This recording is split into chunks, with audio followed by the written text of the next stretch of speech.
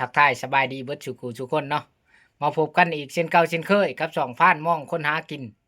หลังจากที่ว่านายพรานบ่ได้เดินป่ามากอะ4-5 มื้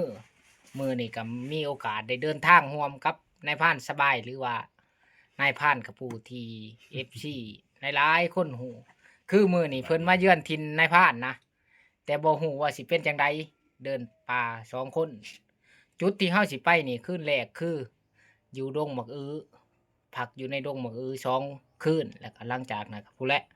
เฮาสิไปแถวเถียงนาน้อยเฮาคือเฮาเริ่มออกเดินทางมาหั่นก็8 โมงก็มาฮอดหลังผู้นี่พอดี11 โมงกว่าแหละสิเข้า12 โมง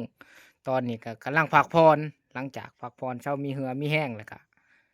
เฮาก็สิเดินทางต่อเพราะว่าเส้นทางเฮานี่ก็ยังอีกยาวไกลจักโมงแหละสิฮอดคือ ที่แรกหันนายพรานว่าสิขึ้นพร้อมทีมงานนะแต่ว่าเขา2-3 งาน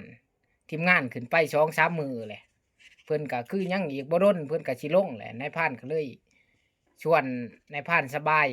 มาทั้งพี่มาเดินทางร่วมนะก็เลยบ่ได้ไปร่วมกับทีมงานมื้อนี้พู้นแหละรอบหน้ารอบในจังสิได้ร่วมกับทีมงานคือเก่า